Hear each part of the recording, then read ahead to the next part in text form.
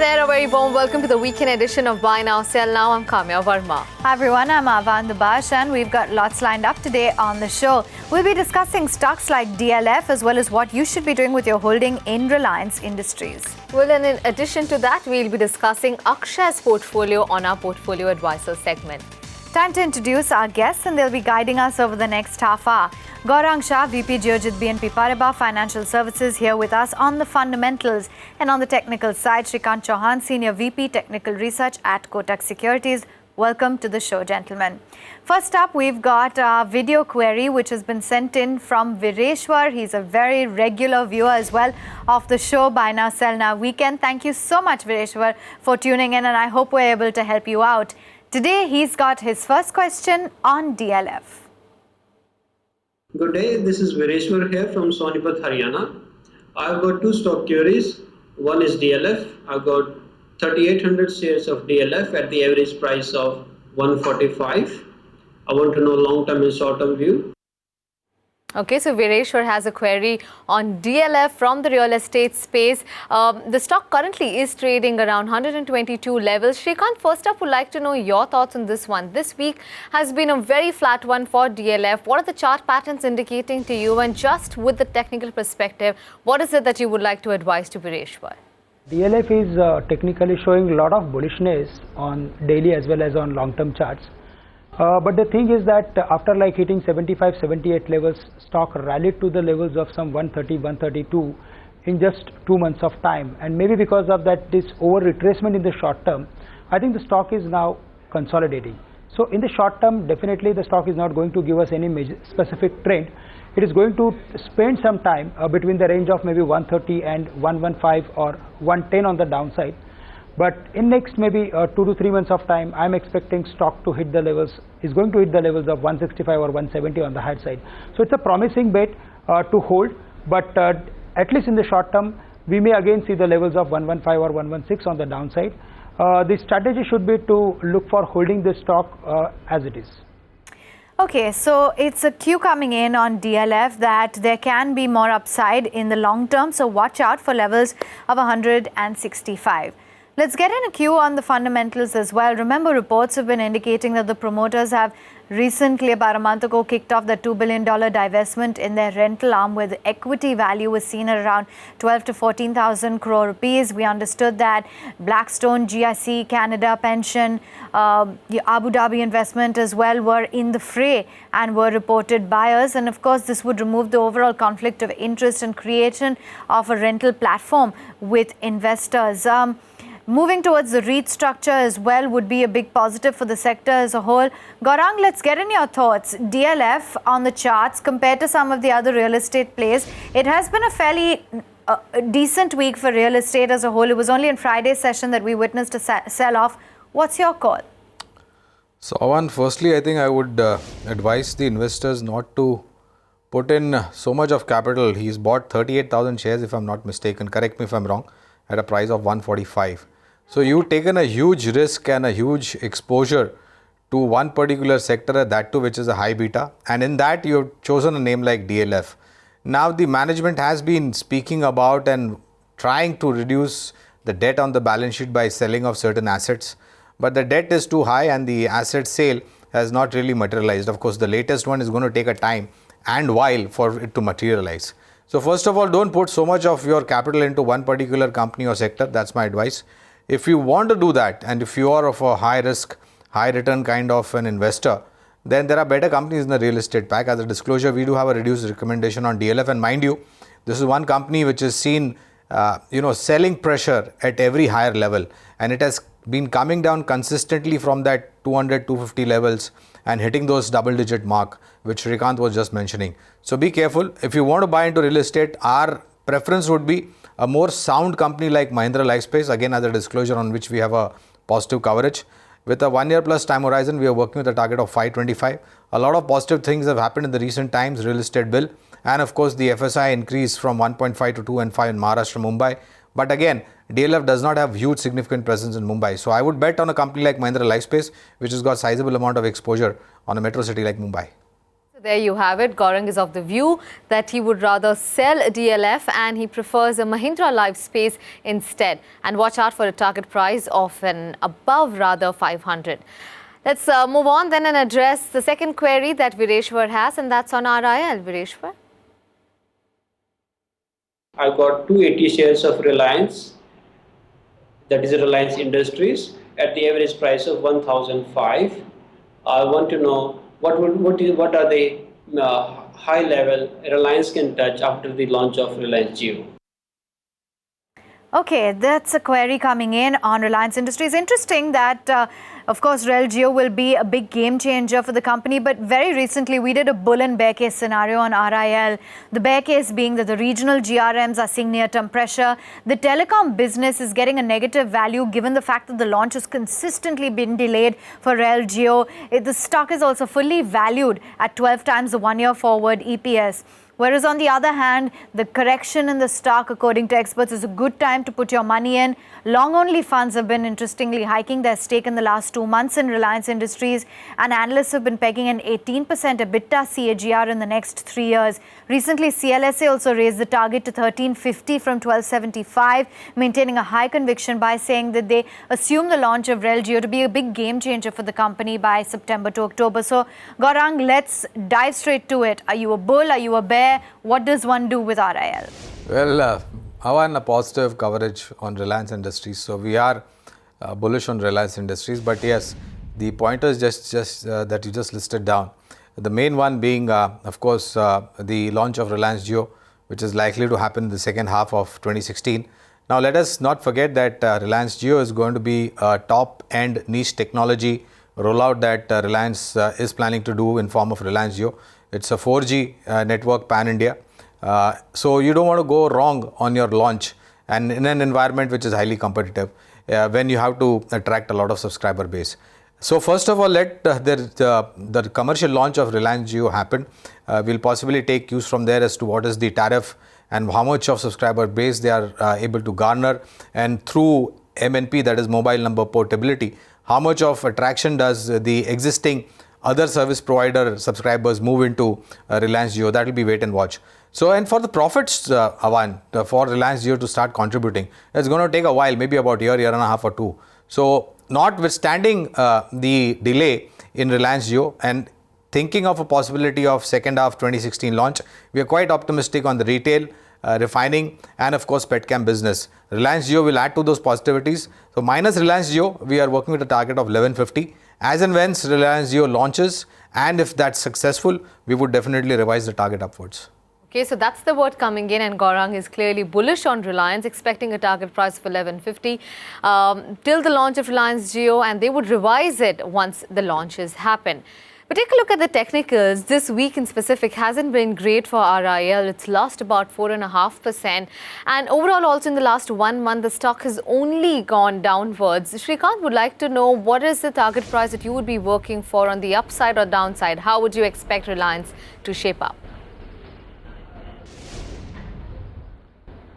I think if there is a view of medium to long term, then certainly one can hold on to it, because the way the stock is like narrowing down its activity, I am very much sure that in the near term the stock is going to break out of that particular trading range.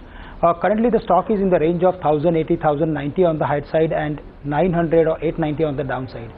Short term is definitely weak for the stock. The stock is sliding from the levels of 1060, 1070, and currently it is very close to 950, 960 levels. I am of the view that yes, there is a furthermore decline is not ruled out, maybe close to 920, 910. But from there again we are expecting a rebound, because the stock is forming lower top and higher bottom kind of formations. So net we are of the view that if there is any fall because of any reason, I think that investors should look for adding this stock to the portfolio, because then the investor can get an easy exit in this particular stock. But at the same time, if he can hold on for next 3 to 4 months, then certainly I am of the view that the stock is going to hit the levels of 1100 minimum and 1150 maximum in next 2 to 3 months of time. There you have it. That's the advice on the technical side. So pretty much a consensus hold call. You can even look to add more on declines for Reliance Industries. Do keep in mind some of the targets that Shrikant as well as Gaurang have flagged off. Quick break right here on the show. Stay with us. We'll be discussing Akshay's portfolio on the other side.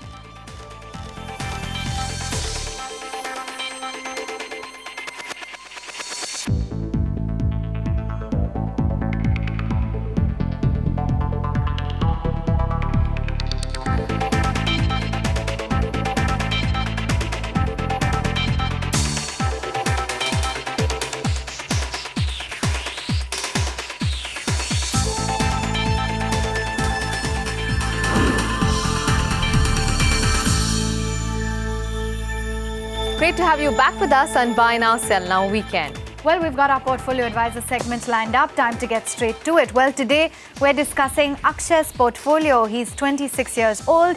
He's in the restaurant service industry. He's got 7 stocks all in all with a time horizon of the next 2 to 5 years. Let's find out what he holds. First up, 300 shares of Balrampur Chini at 108.8. There's BOB in the portfolio as well, 300 shares at 140 rupees. Monsanto, that's been a newsmaker, 15 shares at about 2,482 bucks. Moving on then, Glenmark is also in the portfolio, close to 40 shares picked up at 880 rupees. Ashok Leyland, 450 shares at 108 bucks. Finolex Cables, 150 shares at 283 rupees. And then there's J. Kumar Infra, he's bought 300 shares at 262. Let's get to Gaurang then and analyze the portfolio. It's certainly concentrated with only mid-cap stocks, so let's discuss each of them in greater detail. Gaurang, what should he do with Balrampur Chini at 108, BOB after the kind of numbers that it delivered, and Monsanto? So Avan, well, on the entire portfolio, there are just 2 churns that I would request him to, and if he's got a long-term time horizon, he can definitely go according to what I would suggest after consulting his individual financial advisor. So on Balrampur Chini, the disclosure, we do have a positive coverage, but I think the entire sugar stock has done its bit, and our target is somewhere close to about 118. So at those levels, I think it would be prudent to take money off the table and look at some of the large cap names. Something like an ICICI Bank from a long term definitely deserves to be in the portfolio, and the stock has corrected also. So at 118, try to book profits at Balrampur Chini and make a switch. Okay, that's the word coming in on Balrampur Chini. But Gaurang, what about Bank of Baroda? So on Bank of Baroda, again, disaster set of numbers as Aman was just mentioning, and our understanding is that a lot of those negativities and disaster set of numbers is already in the price. From here on, I think you should see incremental positivities emerging. But for those positivities to emerge, I think it's going to take at least 2 or 3 quarters, which are going to be painful to see. But nevertheless, we are quite optimistic on the commentary that the management has made, and they look and sound pretty confident to straighten up their books as far as the GMPL and the provisioning is concerned. Our target is 185, so hold on to Bank of Baroda. The third one was Monsanto. Now, this is more of a news-based driven stock, because earlier we heard that the parent company wanted to delist the Indian arm. Then we heard about some Indian business getting sold off to some of the Indian companies, which made the stock rally to close to about maybe 30% in just a matter of about 1 week. And thereafter, I think we've been languishing at lower level. So prudent to look at something like Kaveri Seeds, which is corrected quite sharply. There were some concerns, but at current levels, your downside looks protected. So make a switch to Kaveri Seeds from Monsanto. Okay, that's the advice coming in. So far, it's just been a churn of one stock. Let's move on and discuss some of the other interesting mid-caps. Glenmark at 880. Ashok Leyland now at 108 when the stock is sub 100. What do you think he should do with Finolex Cables? How convincing does that look to you on the fundamental side? And J. Kumar Infra, does that stand out in the infra pocket? Yeah, so Avan, I think going by first to Glenmark, again a disclosure, we do have positive coverage. Stock has been a performer, but of late I think there are some concerns with some of their pipeline drugs going a little bit slow and approvals not coming through, but optimism is still there. We are working with a target of about 985 on Glenmark, so hold on to that. On Ashok Leyland, this has been one of the stellar performer in the M and HCV LCV pack. Decent set of numbers month on month. Lower debt by selling off unviable businesses. Management strategy has worked out very well. Hold on to Ashok Leyland with a target of 116. On Finolex Cables, yes, I think this is one company which has got great market penetration, great customer followership, as well as repeat orders coming down thick and thin. So my sense is that the company is able to do very well going forward from here on with the government theme that is lined up. Hold on to Finolex Cable with a target of somewhere close to about 325. On J. Kumar Infra, now this is one particular stock where again, like Monsanto, I would advise a switch. Of course, after consulting his individual financial advisor. Our preference would be IRB Infra, and on IRB Infra, as a disclosure, we do have positive coverage. Our target stands at 256 on IRB Infra long term. So you stuck to the same sector and advised a change. Let's walk you through, Akshay, all the changes that Gaurang has made. Stay put with the Balrampur Chini for 118. Despite the disastrous numbers, BOB is a hold at 185 as a target. Here's where you make the switch. Out of Monsanto, which has been news-driven, into Kaveri Seeds instead for a target of 450. Hold on to Glenmark for a target of 985 rupees. That ditto is the case with Ashok Leyland. Stay put, hold it in your portfolio, watch out for 116. Hold on to Finolex Cables for a target of 325. And finally, J Kumar Infra can be exited. Put your money instead into IRB Infra. That's a good buy call with a target of 256. Well, just a quick note for all our viewers. This is just a model portfolio. Please do consult your individual advisor for taking any financial related decisions. For that, let's slip into a short break at this point of time. But on the other side, we get you some stock recommendations for the coming week from our experts.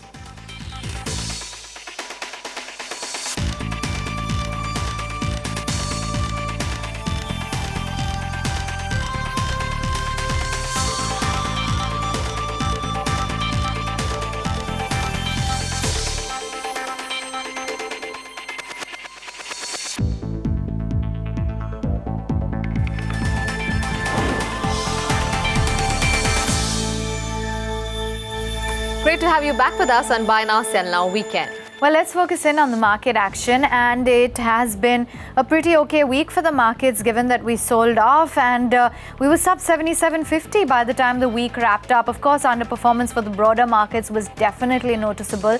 But let's get in a call, Shrikant. It's next week that's going to be more crucial. It's expiry. We have a slew of earnings as well. What are you expecting on the charts? Consolidation to continue? I think the market is showing a lot of weakness on daily as well as on weekly basis, because on weekly basis the previous week's lowest was close to 7750, 7753 levels, and in this week the market has broken this level. So I am of the view that in the short term definitely the market is weak and it is heading for the levels of the next important level of 7675. But in case if it breaks 7675, then the market will enter into lower top, lower bottom series, and which is negative for the market. And in that case, we can even see the levels of 7550 or maybe 7450 on the downside. So the overall broader pattern of the market is still like intact. But in the short term, we are of the view that the way the market is sliding, and in case if it breaks 7675, then certainly we are going to see some more decline in the near term. So in case if there is any bounce back in the near term because of any reason, we should look for reducing if there is any pending outstanding long positions. Okay, that's the word coming in on Nifty and some key levels to watch out for. Gaurang, would like to get in your thoughts on Bank Nifty. It's not been a great week for the Bank Nifty as well, lost about 1.5%. What's your sense? Well, I think this is one particular sectorial indice, Nifty Bank, which has been putting pressure on the overall market to a great extent. And not surprising, Mobina, given the kind of numbers that some of the PSU banks have delivered. It was a disaster set of numbers, and the big boy, State Bank of India, is yet to come out of the numbers. Next week, 27th May, I believe, is the date when State Bank of India will meet with its earnings display. I only hope and pray that the number is not as disappointing as we've seen in some of the PSU banks. So given that kind of a pressure and given the fact that you are on the FNO expiry week, you could possibly see some pressure again getting built up when we get back to trade next week. But once you see the bottoming out process of Nifty Bank, I think that should act as a support to the market overall. And we have been trading in a zone for a long time, sub 7800, and difficult to take off 79, 79.50 decisively on a closing basis on the Nifty spot. So my sense is that till the time you give a breach, sub 7750, 7600, I don't think you have any reason to worry. And in case, just in case, if the noise on the GST front is gathering steam, then definitely this market should be bottoming out very soon. Oh yes, indeed, and earnings have not been encouraging to say the least. This would have to be the only SaaS spot by and large within the kind of earnings basket we've seen so far for corporate India. But let's get in a word then on wealth creation ideas, and Shrikant, to you first on the charts, what looks good? We feel that Hindalco is a very strong bet with a medium to long term view. In fact, in the short term also the stock is very close to its support area. If you go through with weekly charts of this particular stock, then there is like a lot of positive divergence, and after hitting the levels of 100, 105, now the stock is correcting and it is very close to 90, 85 kind of levels. I am of the view that the stock is again ready to move to the levels of 9700 in next maybe a few days or weeks of time, and from here the risk reward ratio is also favorable. So with a stop loss at 85 or somewhere close to 84, we can take long positions in Hindalco at current levels, and we can keep a target of some 95 or 100 on the high side. Okay, those are some trading recommendations coming in.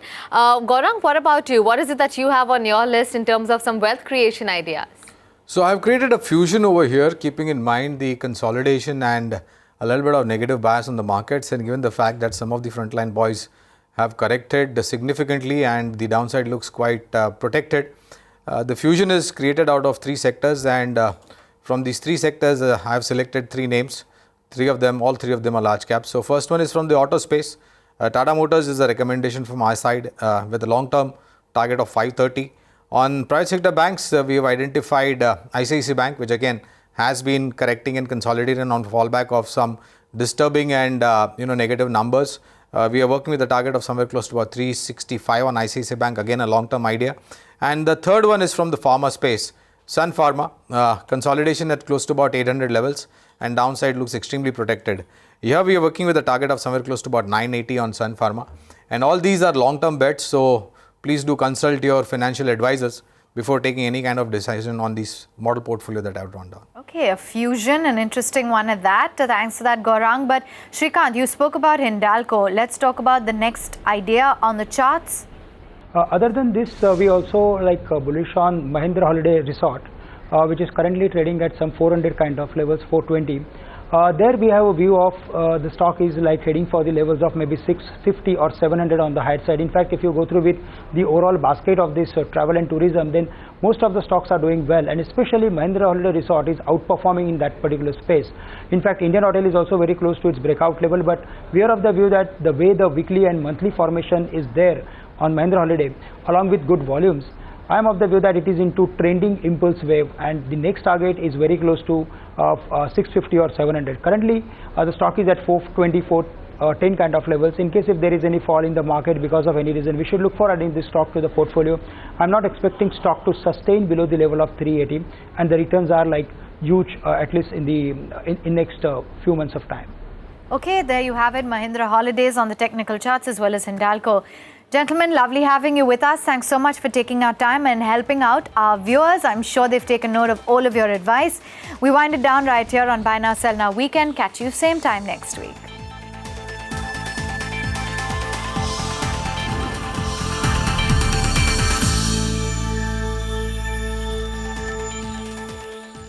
Find us on Facebook at facebook.com/ETNow and don't forget to click the like button. You can also follow us on Twitter at ETNowLive. To stay updated with all our programming, hit the subscribe button on our YouTube channel by logging on to youtube.com/user/ETNow.